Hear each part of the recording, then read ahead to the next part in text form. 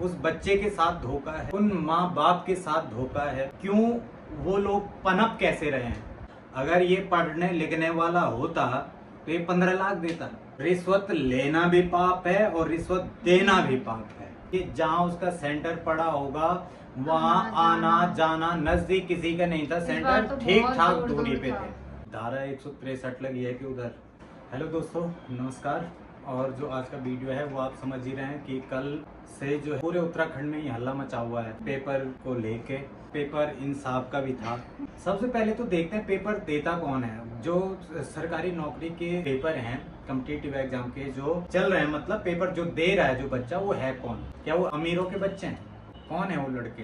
वो लड़के हैं बड़ी मुश्किल से माता पिता ने अपने बच्चे को, किसी ने देहरादून में रखा हुआ है, 5-7 हजार रुपए उसके सिर्फ कमरे का किराया होगा और खाना पीना लगा के हर बच्चा लगभग 10 हजार तो आता ही होगा एक बच्चे का। लगभग 10 हजार एक बच्चे का आता ही आता है। और लगभग वो साल भर 2 साल वो बच्चा तैयारी करता है देहरादून में रह के, और खर्चे भी होंगे। तो 10 हजार ही मान रहा हूँ मैं, 10 हजार अगर उसका खर्चा आ रहा है, उसमें उसने कोचिंग की फीस वगैरह भी देनी है, तो 10 हजार भी अगर उसका खर्चा है तो एक साल का 1,20,000 रुपये। ठीक है, 2 साल भी वो अगर तैयारी करता है तो कितना वो 2,40,000 रुपये। एक मजदूर आदमी को जिसकी एक दिन की दिहाड़ी 500-700 रुपये है, उसको पूछना जरा कि 4 लाख 3 लाख कैसे इकट्ठा होंगे या कितने साल में कर पाएगा वो। और वो जितना भी कर पाता है ना, वो सारे अपने उस बच्चे पे लगा दे रहा है। ठीक है, उसके पास कोई 15 लाख रुपए नहीं है किसी को देने के लिए कि वो 15 लाख रुपए दे और नौकरी लगे। अगर ऐसी बातें सामने आ रही हैं जो कि कल से इतना चर्चा जिसपे, वो बच्चे तैयारी कर रहे हैं। अब अगर आपको हम अपनी बात बताएं ना, हर जगह की महंगाई दर के साथ साथ कोचिंगों की फीस नहीं बढ़ी है। मैंने आज से लगभग 10 साल पहले पढ़ाना शुरू किया। ठीक है, 10 साल पहले भी विश्वास करना 1000 रुपये फीस थी, और आज भी कोचिंगों में 1000-1200 रुपये ही फीस है। कोचिंगों ने नहीं बढ़ाया क्योंकि हम लोग डायरेक्ट है ना उन बच्चों के साथ, हम सीधे समझ रहे हैं सामने वाले की स्थिति कैसी है। अगर हम उसे बोल देंगे कि 2000 फीस लूंगा तब पढ़ाऊंगा तुझे, नहीं दे पाएगा, वो कहाँ से देगा? ठीक, तो इसलिए कोचिंगों की फीस ज्यादा बढ़ती नहीं है। लोग सोचते हैं कि कोचिंग माफिया पता नहीं कितना कमाते होंगे। भाई उत्तराखंड में ग्रुप सी की जो कोचिंग है वो कोई माफिया वाफिया नहीं है, ना ही वो इतना बड़ा अमाउंट कमाते हैं।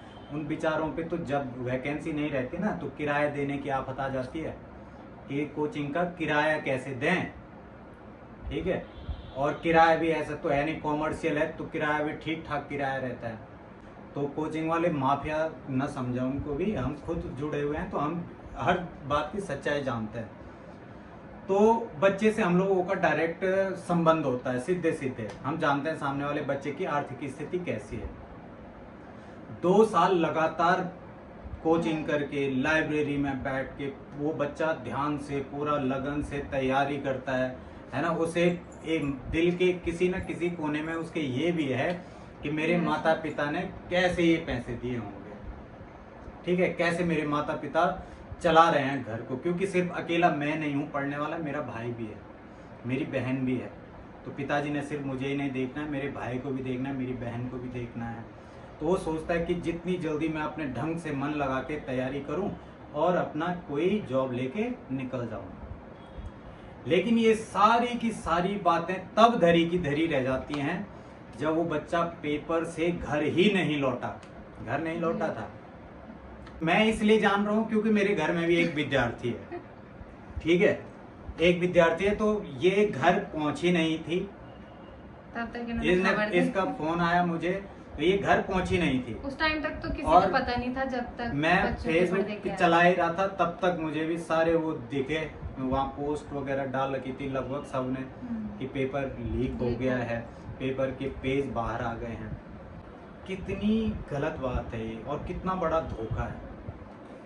देखो, धोखा ये किसके साथ है? उस बच्चे के साथ धोखा है, उन माँ बाप के साथ धोखा है, उन टीचरों के साथ धोखा है जो पढ़ा रहे हैं बच्चों को, या फिर हमारे पूरे राज्य के साथ ही ये धोखा है। कौन वो लोग हैं और क्यों वो लोग पनप कैसे रहे हैं, ठीक है। उनका ऐसा दमन क्यों नहीं हो जाता कि ये घटना दोबारा कभी इसकी पुनरावृत्ति न हो। देखो हर जगह बोलते हैं ना कि रिश्वत लेना भी पाप है और रिश्वत देना भी पाप है। तो जिसने पैसे लिए वो तो पापी है ही है, ठीक है, लेकिन जिसने पैसे दिए वो भी पापी है, उसका भी पता लगना चाहिए और उसके खिलाफ भी कार्रवाई होनी चाहिए और बहुत सख्त होनी चाहिए। जो 6 बिक चुके थे, जो अभी तक बात चल रही है कि 6 बिक चुके थे, उनके खिलाफ भी तो हो कुछ, उनके खिलाफ नहीं होना चाहिए क्या? भाई इसके पास हैं पैसे, ये तो इसने तो पैसे फेंके और ये तो लग गई, मेरे पास है ही नहीं, मैं कहाँ से दूंगा? तो क्या मेरा हक नहीं है उस नौकरी पे? मेरा भी समान अधिकार है ना, अवसर की समानता, ठीक है। तो किस बात की समानता? ये तो 15 लाख रुपए दे के निकल गई और मैं बैठा रह गया, जबकि पढ़ाई तैयारी मेरी इससे ज़्यादा बेहतर थी। इससे ज़्यादा क्या, अगर ये पढ़ने लिखने वाला होता तो ये 15 लाख देता या 20 लाख, जो भी है। मैं अभी वो क्या है उसकी सत्यता मुझे नहीं पता, हम सिर्फ बात उस इतने पॉइंट की कर रहे हैं कि जो बात चल रही है और पेपर अभी सीधे रद्द की बात चल रही है। तो मेरे पास नहीं है तो मैं कहाँ जाऊँगा? रही बात, एक और बात आती है इसमें। देखो आपने पेपर कराया, बच्चे ने फॉर्म भरा, उस फॉर्म को भरने में भी उसने पैसे दिए। जो फॉर्म भरा, फॉर्म भरते टाइम उसने पैसे दिए, जहाँ उसका सेंटर पड़ा होगा वहाँ आना जाना नजदीक किसी का नहीं था, सेंटर ठीक ठाक दूरी पे थे। कोई विकास नगर जा रहा है, कोई कहीं जा रहा है, उस बच्चे का आने जाने में भी पैसा लगा, उसका समय भी लगा। सब कुछ लगने के बाद उसको क्या मिला? निराशा के अलावा क्या मिली उसे? आज वो सब पढ़ने के बजाय सब वहां परेड ग्राउंड में इकट्ठे हो रहे। इसका कारण या इसका जिम्मेदार कौन है? कोई तो कारण होगा इसका, क्यों है वो बच्चे वहां? और इससे उस बच्चे के उत्साह का हनन हो रहा है या नहीं?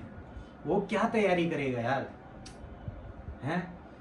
हर बच्चे के दिमाग में एक क्या आएगा, यार मैं पेपर दूंगा तो क्या फायदा, फिर वो लीक हो जाएगा, फिर वो रद्द हो जाएगा, क्या तैयारी करनी है? यही बातें सबके मन में आएंगी, जो भी तैयारी कर रहा है उसके मन में आएंगी। तो कुल मिला के अभी जबकि कानून भी बन चुका है ना, नकल विरोधी कानून, तब भी ऐसा पर उसके बावजूद भी ये हाल कैसे हुआ? किसकी भूल थी, किसकी चूक थी, ठीक है, कैसे हुआ? अब इसका प्रतिफल क्या होगा, है ना? और इसमें अब सरकार क्या कदम उठाएगी वो भी अभी देखने वाली बात रहेगी, ठीक है। आज तो बोल रहे हैं कि धारा 163 लगी है कि उधर, ठीक है, उधर की साइड हम जा रहे थे, इतना भयंकर जाम लगा हुआ था, इतना भयंकर कि हमारी गाड़ी आधे घंटे तक खड़ी रही, फिर जाके फिर घुमाई, मैंने दूसरे रास्ते से निकाली, ठीक है। तो हम तो क्या बोल सकते हैं, ठीक है, इतना ना हम किसी पद पे ना पोस्ट पे, लेकिन वीडियो बना सकते हैं हम थोड़ा सा और थोड़ा अपने विचार रख सकते हैं बस, ठीक है। और वो हमने बोल दिया और हम अपेक्षा ही कर सकते हैं, ठीक, कि जो सरकार है वो इसमें एक सही डिसीजन ले, ठीक है, और ऐसा डिसीजन ले कि ये घटनाएं जो है ना इनकी पुनरावृत्ति न हो, ठीक है। धन्यवाद।